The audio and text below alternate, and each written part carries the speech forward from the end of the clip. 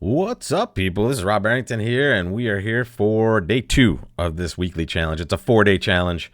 We started on Tuesday, but we're making up for it by playing 3 boards a day. We're playing an ACBL match point tournament. So not only are we challenging the robots, we're challenging some other players as well. We're doing okay so far, tied for third at 61.9% so far. We'll take that. And we see this beautiful 16-point hand right here. I'm going to open a diamond. Let's see where we end up. That's a beautiful sight there. What's two hearts going to show? Good. This isn't a reverse, folks, but it should be a little bit of an extra value situation because we are in a passed hand situation. So I'm going to bid two hearts, and I'm happy to show this hand in this way. And I'm going to clip off 3 no trump here and hope we're doing okay. Let's see. Let's partner pass that. We would expect to see a spade here usually, but yeah, there it is. Ooh, look at that. We're not going to really be able to use a lot of that stuff over there, but maybe we can create a spade trick here at some point. Let's see what they play. Is it the jack or the queen? All right, so we're going to win the king for sure, folks. And we want to do this way because we may have an extra stopper depending on who leads next. I'm going to lead a low heart to the jack right now. I'm going to do 2 things by this. Maybe I can enter dummy a third time, but also I want to lead towards this to create a trick in my hand, and maybe we get the right player on lead here. Okay, so they're doing the correct thing. They're disrupting our communication, which is something they absolutely should do. I'm going to win this queen of hearts, and now I'm going to duck a club. All right, we're going to play this to the 10. And what I'm trying to do... oh, wow, this is a weird one. All right, so the 9 of spades is now relevant. Okay, so we saw originally it went low spade, jack, and I won the king. So if right-hand opponent has the queen, it's right to play the 10. If right-hand opponent has the 9, it is right to play the 2. My guess is that left-hand opponent has both the queen and the 9. However, I'm wondering why they didn't lead a spade right away, other than they made a good play of just kind of disrupting our communication from this side, which I now regret. So here, I'm going to play them for the 9 here, and they don't have it. I can't really afford to duck this thing. I'm in trouble. I'm in trouble, folks. Big trouble. This is a spot where maybe we could have played. And I'm happy that the queen 9 was to our left, but I'm very unhappy about where we're going to end up on this one. I'm going to pitch a heart. I'm going to have one more pitch here, and that's going to be a diamond. They're probably going to play a club at this point. Thank goodness. All right, so we hope that we have the rest here. Down 2 is not going to be a very good score, I don't think. But we can be somewhat confident that it's not going to be a 0, and it's 14.3%. So there is a poor result on the card here. Sorry, let me get to the right scene here. Let's take a look at what's happening at other tables. Somebody made 3-0, and I think that's probably just being passive. Let's see. This is very likely to be a spade, and then there we go. And now a diamond. Yep. Okay, losing to that finesse. You should still be able to beat it from this point, I believe. Oh no, you're good at this point, and that's because yes. And now look at the spots on this one. When you start playing diamonds, right? You're going to actually have to give up a diamond to make your tricks good. You ended up getting an extra spade in this situation as well. So the way this worked out was pretty awesome for the declare. They get to cash their clubs, but they pitch heart losers on those clubs, and then they just have the last 3 tricks. Well done. A type of hand where you just have a lot of different things going through your head. One thing in a more realistic situation, leading the low heart towards the jack can frequently produce a second hand low situation from someone with the king. And, that could have worked out well for us. It did not for sure. But this time, when they take the king, they just brutalize us with that hard return, and then we just don't have the tricks, right? So this is another misfit, by the way, folks. These types of hands do not play well with each other. And notice we have the values technically. Partner has a 9 count. We have a solid 16, so we have game values, but the transportation between the hands, I know you guys have seen these before. This is what a misfit plays like. So without the values, staying low is advised. We were never going to do that on this hand, but Just food for thought for the future. All right, so we take a dip down to 8th place, but we've been here before, folks. We're going to come back. Normal 1 diamond opening bid. When you're 4-4 in the minors, folks, you open diamonds 100% of the time. When you're 3-3, you open clubs 100% of the time. Rules to live by.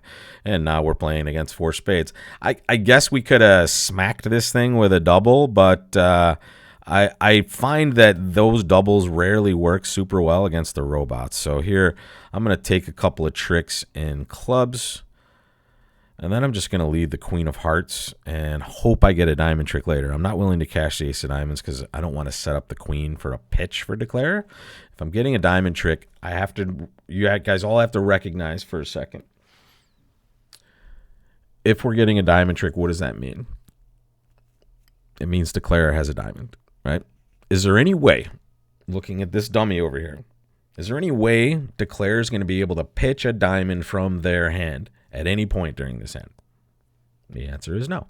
Right? So here we are just sitting back and pitching our cards and waiting to see if we will in fact get a diamond trick. And there's not going to be a way to pitch all 4 of those diamonds in dummy either. Right? So this is a situation where we are just waiting for them to do this. Notice my partner didn't lead the jack of diamonds, right? So the question is, should I play the 10 and hope I'm winning it? No, I can't risk it. And there's that jack of diamonds. Looks like I could have given my partner a ruff earlier. That's too bad. Maybe that will affect us. But at this point, we've taken it. We've beaten this contract to trick. And now we're just kind of exiting whatever we want here. The hand is over. We're super happy that we beat it. However, it looks like I could have played king of diamonds, ace of diamonds, give my partner a ruff, and beat it 2 tricks. Did people do that, or are we doing okay here? Let's take a peek. 57.1 on this one. This is very normal, kind of average-ish. Did people get it too? There it is. Doubling is interesting. If you double, here's the people getting it too. Let's see. Diamond, king. Oh, they did have a double 10 diamond. I'm sorry. They pitched one on the trump plays, obviously. So, yeah, partner did not have a ruff there. They just dished one that I didn't notice. Okay, good. I feel better about that. Doubling is interesting, but I want you to look at this, folks. Doubling is false security. Yes, hey, I have 4 tricks. I have ace, king, ace, king. Well, you know, luckily on this one, these sorts of auctions don't necessarily lend themselves to balanced types of hands, right? So you can't necessarily guarantee that you're going to be getting all 4 of those tricks. So it's not without risk. Here it worked out well for you if you doubled. Other times you're minus 790 or 590 and you're not loving your life too much. Let's see this one. Ooh, I'm going to open 2 no trump this time, folks. I can't resist. I can't get away from these singletons, but I just can't resist opening this nice 19 count. Partner bids 3 hearts. When I have a singleton and I've opened no trump, even with only 3 trump, I'm super accepting that thing. And now I'm going to show 3 key cards, which is 5 clubs for the robots. They play 0, 3, 1, 4 for their key card. This is a queen axe. Do you have the queen of diamonds? And this is, folks, yeah, I have the queen of diamonds and the king of clubs. And partner just bid 6 spades. All right, let's hope this is okay. We opened a little light, but I like this. I like this 19 more than a lot of 22s that I've seen before. This is a good contract, folks. We have to be a little careful here because we have a potential loser in clubs. In fact, we're very likely to take a loser in that suit. And we have to get rid of a couple of those hearts in dummy. Or we can trump diamonds in that hand and just set up clubs and win it this way. So first things first, I'm going to win this ace of hearts. I'm tempted to just play a club now, but I don't want to give up the contract right away. So here, I think it's pretty normal just to ruff a heart. Right, get rid of one of the losers in that way. And now what do we do? Well, we can cross to the king of diamonds, ruff another heart, draw around a trump, but now we need trumps to really be dividing 3-2. Here, I'm honestly still tempted. However, if I lose a club now, they might just fire a heart, and if trumps are breaking badly, we're in trouble. But I just have I have a lot of ways. I can ruff a diamond and dummy and see if we're kind of recruiting the queen on this one. I'm going to play the jack of diamonds. Let's see what happens. Okay, that's the king. And I'm going to play the 10 of diamonds. I'm just going to take this robot for a run here. And that's all I need to do now. Okay, perfect. I'm going to draw around a trump. I'm going to play the queen of spades, and I'm going to realize a bad break. Darn. I have to rough a winner now, but I'm okay with that. The problem is, if right-hand opponent's on diamonds, I'm in trouble. I'm in lots of trouble. I suppose I could play a diamond pitching a heart now, and then play a diamond pitching a club, and I can't go down, right? I can give them a trump and not a club. I'm going to do that. And then I'm going to play a diamond and pitch a club. Go ahead and rough. I'll take the rest. Uh-oh. Yeah, I might have seen a problem here. If they have a stiff club, we're in trouble. Thank goodness. I can rough high now. My goodness. I think I created a few problems for myself there. I probably could have played it better. However, I'm happy it divided in these ways for us. So that's 96.4% for us. I kind of, you can see I didn't plan that out too well. I'm kind of flying by the seat of my pants. Just go, hey, this might work, and oh, that didn't work. Okay, this might work. So sometimes you're adjusting on the fly. Sorry if I confused anybody there, but we'll take a nice 96.4. Looks like 6 clubs was in the mix as well for people. I think there's several ways we could kind of go about taking 12 tricks on this one, but you could see getting to the slam was really good. Opening 2 no trump was kind of the pathway to that, folks. And then super accepting, right? This is not, when we super accept, we're supposed to have a maximum in our points total. I keep trying to draw a line here and moving this. Hang on a second, folks. Here we go. So I only have 3 spades. You're supposed to have 4 card support, and you're also supposed to have a maximum.